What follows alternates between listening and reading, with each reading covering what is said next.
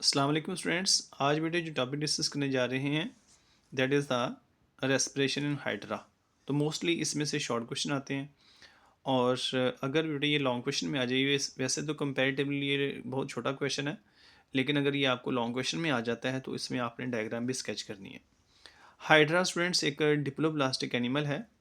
इसकी बॉडी की two layers होती हैं और ये फाइलम सिलेंट्रेटा से बिलोंग करने वाला एक एनिमल है और इसमें एक कैविटी होती है जिसका नाम है सिलेंट्रॉन। इसी वजह से हम इसको कहते हैं कि ये फाइलम सिलेंट्रेटा का एनिमल है। ये एनिमल नॉन मोटाइल होता है और इसकी बॉडी में एक ही ओपनिंग है जिसको हम माउथ कहते हैं। ऐसे डाइजेस्टिव सिस्टम को सैक लाइक डाइजेस्टिव सिस्टम का नाम दिया जाता है। इसकी माउथ के इर्द गिर्द इस तरह से 6 टेंटिकल्स होते हैं जिनकी मदद से ये अपने आप को डिफेंड भी करता है और अपनी फूड को कैप्चर भी करता है। इनको कहते हैं टेंटिकल्स। इन टेंटिकल्स के ऊपर डिफरेंट टाइप्स के सेल्स होते हैं, कुछ फीडिंग सेल्स होते हैं और कुछ डिफेंडिंग सेल्स होते हैं। और इस तरह से इनके जो डिफेंडिंग सेल्स होते हैं उनका नाम है नेमेटोसिस्ट या नेमेटोसाइट्स। इनको नीडोसाइट्स भी कहते हैं। ये बेटे इस तरह से इसके बॉडी की बाहर वाली लेयर ऐसे ये ये इसकी समझ लें कि बॉडी की आउटर लेयर है। जैसे मैंने पहले बताया था कि ये एनिमल एक डिप्लोब्लास्टिक एनिमल है। इसकी बॉडी की 2 लेयर्स हैं।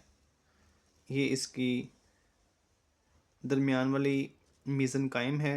ये इसको हम मेसोग्लिया भी कहते हैं। इस तरह से ये इसका एक लिक्विड पोर्शन है। फिर बेटे ये इसके अंदर वाली सेल्स की लेयर्स जिसको हम एंडोडर्म का नाम देंगे इस तरह से। तो ये 2 लेयर मैंने बनाई हैं। 2 लेयर के दरमियान में जो आपको मटेरियल नज़र आएगा वो ये सारा का सारा जो मटेरियल है ये इसका मेसोग्लिया है जिसको हम मीसेनकाइम कहते हैं। ये नॉन सेलुलर होता है और इसमें ज़्यादातर इसका जो स्केलेटल के कंपोनेंट्स होते हैं वही इसमें पाए जाते हैं। तो इस तरह से ये बेटे इसका मेसोग्लिया है जिसको हम मीसेनकाइम कहते हैं। तो आइए देखते हैं इसके बाहर वाले सेल्स। ये बेटे इसके बाहर वाले सेल्स ऐसे, these are the outer cells. और ये तमाम सेल्स मिलके इसकी बाहर वाली लेयर बनाएंगे जिसको हम क्या नाम देंगे, ectoderm. These are all cells of ectoderms। और हाइड्रा क्योंकि एक्वेटिक एनिमल है, mostly it is present in fresh water and it is non motile जिसको हम सिजाइल भी कहते हैं। इसमें कोई स्पेशल ऑर्गन या ऑर्गन सिस्टम नहीं पाया जाता गैस एक्सचेंज के लिए। इसमें गैसेस का जो तबादला होना है वो सिर्फ़ और सिर्फ सिंपल डिफ्यूजन से होना है। यानी कि आप ये समझ लें कि बाहर की तरफ यहाँ बेटे वाटर है, इधर भी वाटर है, ज़ाहिर है इसके चारों तरफ पानी है। तो सबसे पहले हम बात कर लेते हैं इसके एक्टोडर्म की कि ये एक्टोडर्म से अपने गैस एक्सचेंज कैसे करेगा। फिर हम बात करेंगे एंडोडर्म की। तो एक्टोडर्म बाहर पानी है, उसके अंदर डिज़ोल्व ऑक्सीजन मौजूद है, तो ये डिफ्यूजन के ज़रिए से गैसेस को बड़ी आसानी से अपने ये सेल के अंदर लेके जाएगा। क्योंकि बाहर जो वाटर है इसमें ऑक्सीजन की कंसनट्रेशन ज़्यादा है, तो सेल्स के अंदर ऑक्सीजन की कंसनट्रेशन कम है, लिहाजा डिफ्यूजन के ज़रिए से ये गैसेस को, इनके ऑक्सीजन को इनटेक करेगा।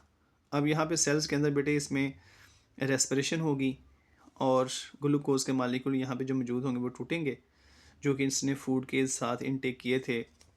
तो फिर जैसे वो ग्लूकोज के मालिक्यूल टूटेंगे तो उसमें से कार्बन डाइऑक्साइड पैदा होगी। वो कार्बन डाइऑक्साइड यहाँ से बाहर रिलीज़ होगी, ये भी डिफ्यूजन के ज़रिए से ही होगी। तो इस तरह से जो आउटर सेल्स हैं वो तो बड़ी आसानी से डिफ्यूजन के ज़रिए से अपने गैस एक्सचेंज करेंगे। तो जो बेटे अंदर वाले सेल्स हैं ये फ्लैजिलेटेड सेल्स होते हैं जिसको हम एंडोडर्मल सेल्स भी कहते हैं। ये इसके गैस्ट्रोडर्मल सेल्स भी कहलाते हैं क्योंकि ये एंजाइम भी सीक्रेट करते हैं फॉर डाइजेशन। ये इस तरह से बेटे इसके फ्लैजिलेटेड सेल्स हैं।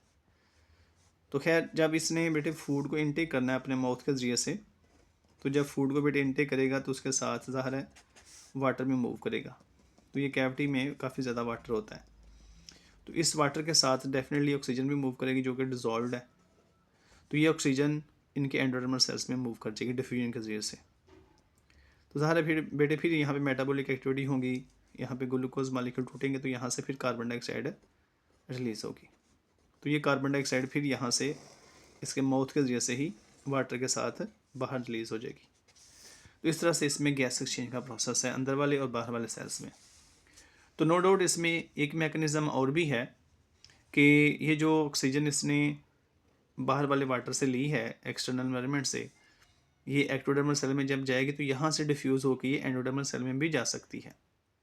तो इसका मतलब ये नहीं है कि ectodermal cells totally endodermal cell से अलग हैं, या मतलब उनमें से कोई ऑक्सीजन या कोई फूड का कंपोनेंट इनमें एक्सचेंज नहीं हो सकता। तो ऐसा नहीं है, ऐसा भी हो सकता है कि ये बाहर वाले सेल्स से ही अंदर वाले सेल ऑक्सीजन ले लें और कार्बन डाइऑक्साइड भी यहाँ से डिफ्यूज़ होकर इन सेल में आ सकती है और यहाँ से बाहर आ सकती है।